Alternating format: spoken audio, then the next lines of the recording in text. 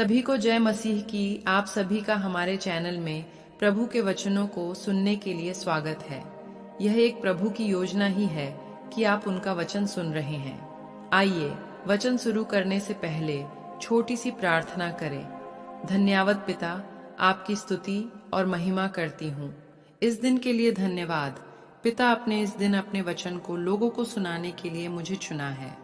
मैं आपका धन्यवाद करती हूँ पिता, आपके वचन को सुनने वाले सभी विश्वासी भाई बहनों को पिता अपने वचनों द्वारा आशीष प्रदान कर, ताकि मैं जो कुछ भी बोलूं पिता इन्हें समझ आ सके। आपके नाम से प्रार्थना करती हूँ, आमीन। आप सभी कृपया प्रभु के वचनों को पूरा सुने। आधा अधूरा न छोड़े। वचन आपको प्रभु से जोड़ता है, इसलिए वचन पूरा सुने।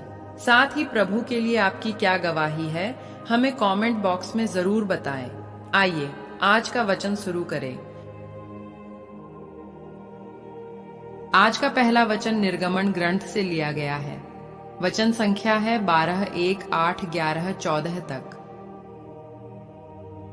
प्रभु ने मिस्र देश में मूसा और हारून से कहा, यह तुम्हारे लिए आदिमास होगा। तुम इसे वर्ष का पहला महीना मान लो।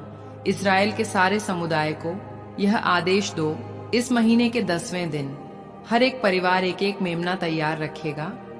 यदि मेमना खाने के लिए किसी परिवार में कम लोग हों, तो जरूरत के अनुसार पास वाले घर से लोगों को बुलाओ। खाने वालों की संख्या निश्चित करने में हर एक की खाने की रुचि का ध्यान रखो। उस मेमने में कोई दोष न हो, वह नर हो, और 1 साल का वह भेड़ हो अथवा बकरा। महीने के 10वें दिन तक उसे रख लो। शाम को सब इजरायली उसका वध करेंगे। जिन घरों में मेमना खाया जाएगा, दरवाजों की चौखट पर उसका लोहू पोत दिया जाए। उसी रात बेखमीर रोटी और कड़वे साग के साथ मेमने का भुना हुआ मांस खाया जाएगा। तुम लोग चप्पल पहनकर, कमर कसकर तथा हाथ में डंडा लिए खाओगे। तुम जल्दी जल्दी खाओगे, क्योंकि यह प्रभु का पास्का है। उसी रात मैं प्रभु मिस्र देश का परिभ्रमण करूंगा।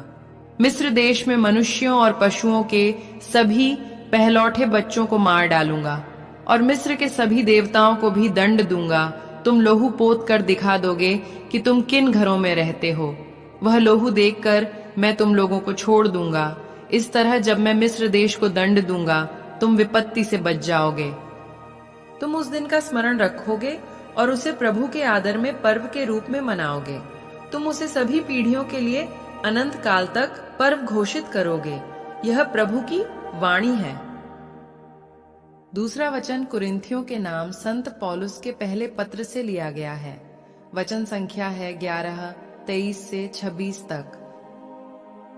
मैंने प्रभु से सुना और आप लोगों को भी यही बताया कि जिस रात प्रभु ईसा पकड़वाए गए, उन्होंने रोटी लेकर धन्यवाद की प्रार्थना पढ़ी और उसे तोड़कर कहा, यह मेरा शरीर है, यह तुम्हारे लिए है, ये मेरी स्मृति में किया करो। इस प्रकार जब जब आप लोग यह रोटी खाते और वह प्याला पीते हैं, तो प्रभु के आने तक उनकी मृत्यु की घोषणा करते हैं। यह प्रभु की वाणी है। अभी हम सभी सुसमाचार सुनेंगे। आज का सुसमाचार संत योहन के पत्र से है। वचन संख्या है 13, 1, 15 तक। पास्का पर्व का पूर्व दिन था। ईसा जानते थे कि मेरी घड़ी आ गई है और मुझे यह संसार छोड़कर पिता के पास जाना है। वे अपनों को जो इस संसार में थे प्यार करते आए थे और अब अपने प्रेम का सबसे बड़ा प्रमाण देने वाले थे। शैतान व्यारी के समय तक सिमोन इस्करियोती के पुत्र यूदस के मन में ईसा को पकड़वाने का विचार उत्पन्न कर चुका था। ईसा जानते थे कि पिता ने मेरे हाथों में सब कुछ दे दिया है। मैं ईश्वर के यहां से आया हूं और ईश्वर के पास जा रहा हूं। उन्होंने भोजन पर से उठकर अपने कपड़े उतारे और कमर में अंगोछा बांध लिया।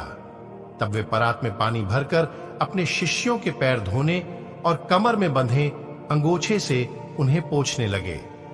जब वे सिमोन पैतरुस के पास पहुंचे, तो पैतरुस ने उनसे कहा, प्रभु, आप मेरे पैर धोते हैं। ईसा ने उत्तर दिया, तुम अभी नहीं समझते कि मैं क्या कर रहा हूं, बाद में समझोगे। पैतरुस ने कहा, मैं आपको अपने पैर कभी नहीं धोने दूंगा। ईसा ने उससे कहा, यदि मैं तुम्हारे पैर नहीं धोऊंगा तो तुम्हारा मेरे साथ कोई संबंध नहीं रह जाएगा। इस पर सिमोन पेत्रुस ने उनसे कहा, प्रभु, तो मेरे पैर ही नहीं, मेरे हाथ और सिर भी धोइए। ईसा ने उत्तर दिया, जो स्नान कर चुका है उसे पैर के सिवा और कुछ धोने की जरूरत नहीं।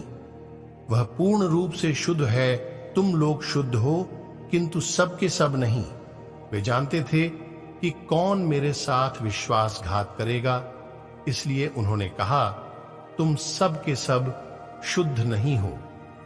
उनके पैर धोने के बाद वे अपने कपड़े पहनकर फिर बैठ गए और उनसे बोले, क्या तुम लोग समझते हो कि मैंने तुम्हारे साथ क्या किया है? तुम मुझे गुरु और प्रभु कहते हो, और ठीक ही कहते हो, क्योंकि मैं वही हूं। इसलिए यदि मैं तुम्हारे प्रभु और गुरु ने तुम्हारे पैर धोए हैं, तो तुम्हें भी एक दूसरे के पैर धोने चाहिए।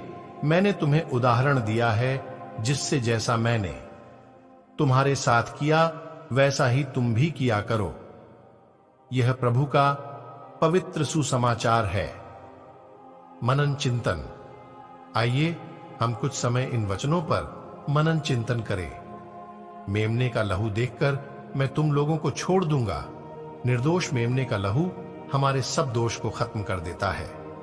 मिस्र से निकलने के पहले उन्होंने प्रभु के आदेशानुसार प्रभु का पास्का मनाया। निर्दोष मेमने के रक्त के द्वारा वे अपने घरों एवं परिवार को बचाने में समर्थ हुए।